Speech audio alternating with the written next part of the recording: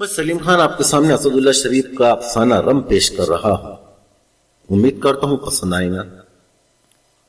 وہ university campus کے ایک سایہ پیڑ کے نیچے بیٹھا ہوا تھا، گمسم گہری سوچ میں ڈوبا، لڑکے لڑکیوں کے جھمگٹوں سے بے خبر.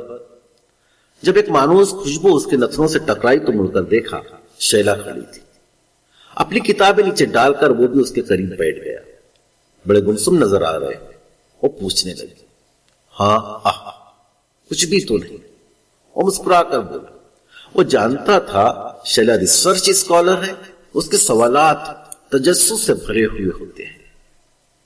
رم، میں جانتی ہوں تم اپنے اندر دو شخصیتوں کے بوجھ سے دبے ہوئے ہو، پر یہ سب تم کیسے مینج کر لیتے ہو؟ شیلا کے اس سوال پر اس کی مسکراہٹ کچھ اور گہری ہو گئی. وہ بولا، اللہ کی مہربانی اور ایشور کی کرپا سے. وہ اپنے ایکسرے لیتی ہوئی نظریں رم کے چہرے پر فوکس کرتے ہوئے پوچھنے لگی، رم، کہ یہ اللہ اور ایشور ایک نہیں ہو سکتے؟ وہ نیلگو آسمان کی بلندیوں میں بہتے ہوئے سفید بادلوں کو نہارتے ہوئے بولا، یہ اللہ اور ایشور ایک ہی ہے شیلا. ہم نے انہیں کھینچ تان کر الگ الگ خانوں میں فٹ کر رکھا ہے. پھر وہ اپنی گھڑی دیکھتے ہوئے بولا، اب چلتا ہوں شیلا، عصر کا وقت نکلا جا رہا ہے، اور پھر بابو جی کے ساتھ چامنڈی کے درشن کو بھی جانا ہے. شیلا اسے جاتے ہوئے عجیب نظروں سے دیکھنے لگی، جیسے وہ چلتا پھرتا کوئی عجوبہ ہوا. دراصل اس کا باپ ایک بنگالی برہمن تھا اور ماں ایک مسلمان خاتون. باپ کے لیے وہ وکرم تھا اور ماں کے لیے اکرم. اور شیلا اسے رم کہہ کر یہ یاد دلانے کی کوشش کرتی تھی کہ وہ اکرم اور وکرم کا کامن فیکٹر ہے. بنیادی طور پر صرف انسان جس پر عقیدتوں کا بوجھ لاد کر ہندو یا مسلمان بنا دیا جاتا ہے. لیکن اس کے اندر تو ہندو اور مسلمان دونوں بسے ہوئے تھے، لوبانی عود اور کافور کی ملی جھولی خوشبو کی طرح. باپو نے اس کے گھر کو کچھ اس طرح ڈیزائن کیا تھا کہ گھر کے بیچوں بیچ دو کمرے تھے، ایک دوسرے سے متصل تھے. ایک پوجا روم تو دوسرا عبادت گاہ. ماں پوجا روم کی صفائی کرتی اور اپنے آنچل سے بھگوان کی مورتی پر لگی گرد صاف کرتی. بھگوان کے چرنوں میں پھول رکھتی. باپو ماں کے ہر آرام کا خیال رکھتا. ماں جب دودھیا چادر اوڑے مسلح پر کھڑی ہو جاتی تو باپو اس سے بہت دور آلتی پالتی مار کر کسی یوگا آسن میں بیٹھ جاتا. اور پھر یہ برہمن بھی اپنی آنکھیں موندے اوم جپتا رہتا. جب ماں نماز پڑھ چکی ہوتی تو باپو جائے نماز اٹھا کر سلیقے سے طے کرتا اور پھر آرام سے طاق پر رکھ دیتا. یہاں نہ مسجد کو مسمار ہونے کا خطرہ تھا اور نہ مندر کی مورتیوں کو ٹوٹنے کا ڈر. رم کو اپنے ماں باپ کی کیمسٹری بہت پسند آئی تھی. وہ ہمیشہ شیر و شکر رہتے.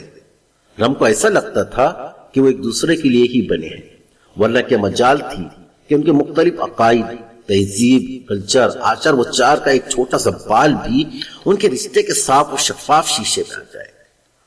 ان کی انیکتا میں ایکتا تھی. ان کی ہر ادا میں پیار ٹپکتا تھا. ان کے خلوص اور ایثار کا جذبہ ارفا تھا. ہر مہینے کی پہلی تاریخ کو باپو کسی بڑی ہوٹل سے ماں کے لیے بریانی کباب لے آتا. ماں کہتی، اتنا کشٹ کیوں کرتے ہو؟ کیا میں تمہارے لیے شاہکاری نہیں بن سکتی؟ باپو ہنس کر بولتا، کیا میں نے تمہاری خاطر ماंس کھایا ہے؟ ایک دن رم نے ماں سے پوچھا، ماں تم دونوں ایک دوسرے کا اتنا خیال رکھتے ہو، کیا کبھی تمہاری نماز باپو کی نظروں میں نہیں کھٹکتی؟ اور کیا باپو کا ہری اوم تمہاری نمازوں میں خلل نہیں ڈالتا؟ ماں کے ہونٹوں پر ایک معنی خیز مسکراہٹ رقص کرنے لگی. وہ بولی، بیٹا یہ سارے اختلافات محبت کے سامنے ہیچ ہے. اگر میاں بیوی ایک دوسرے میں جینا سیکھ لیں تو ان کی کوئی بات کسی چیز میں خلل نہیں ڈالتی. پر لوگوں کی نظروں نے تو ضرور تکلیف پہنچائی. ماں کے چہرے پر ایک گہرا رنگ اتر آیا. تفکر آمیز لہجے میں بولی، ہاں بیٹا، اس ایک رشتے کو نبھانے میں ہم نے کئی رشتے کھوئے ہیں، دل پر کئی زخم لیے ہیں، کئی الزام اپنے سر لیا ہے، کئی بار سنسار ہوئے ہیں، تب کہیں جا کر محبت کا یہ ننا پودا درخت بن پایا ہے. یہ کہتے ہوئے ماں نے رم کی پیشانی کا بوسہ لیا تھا. ماں کیا تم دونوں ایک ہی کالج میں پڑھتے تھے؟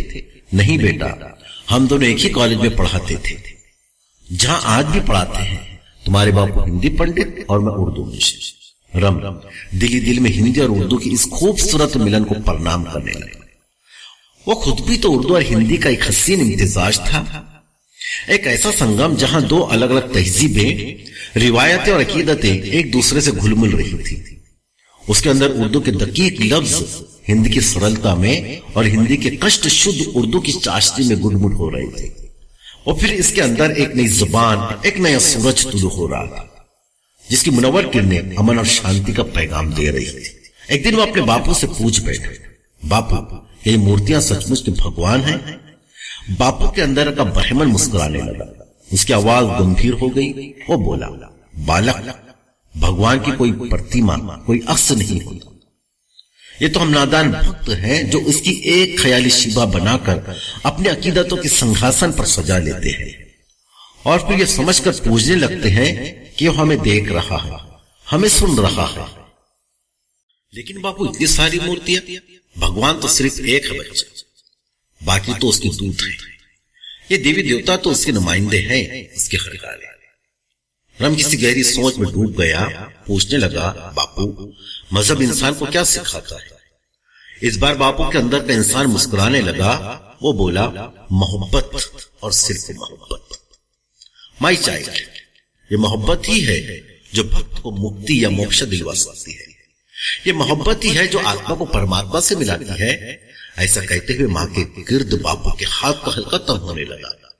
ماں نے بھی اپنا سر اپنے مجازی خدا کے کندھوں پر رکھتے ہوئے کہا، ہاں بیٹا، یہ محبت ہی ہے جو بندوں کو خدا سے ملاتی ہے۔ وہ اسی خدا کو ڈھونڈتا ہوا ایک دن مسجد جا پہنچا۔ اسے مسجد کے اندر دیکھ کر کئی ابروئے اوپر کی طرف تن گئے، کئی ہاتھوں کی انگلیاں بے اختیار اپنی اپنی داڑھیوں میں بے وست ہو کر بلا وجہ ان میں گردش کرنے لگے۔ نماز سے فارغ ہو کر جب وہ مسجد سے باہر نکلنے لگا تو ایک مولانا نے اسے پوچھ لیا، تم پنڈت دیا نارائن کے بیٹے ہو نا؟ ہاں مولانا۔ بیٹا برا نہ ماننا، کیا تمہاری ختنہ ہو چکی ہے؟ اس کے رگوں پہ سے شرارے پھوٹ نکلے۔ اتنا پرسنل سوال، پھر ماں کی تلقین یاد آ گئی، ان اللہ مع الصابرین۔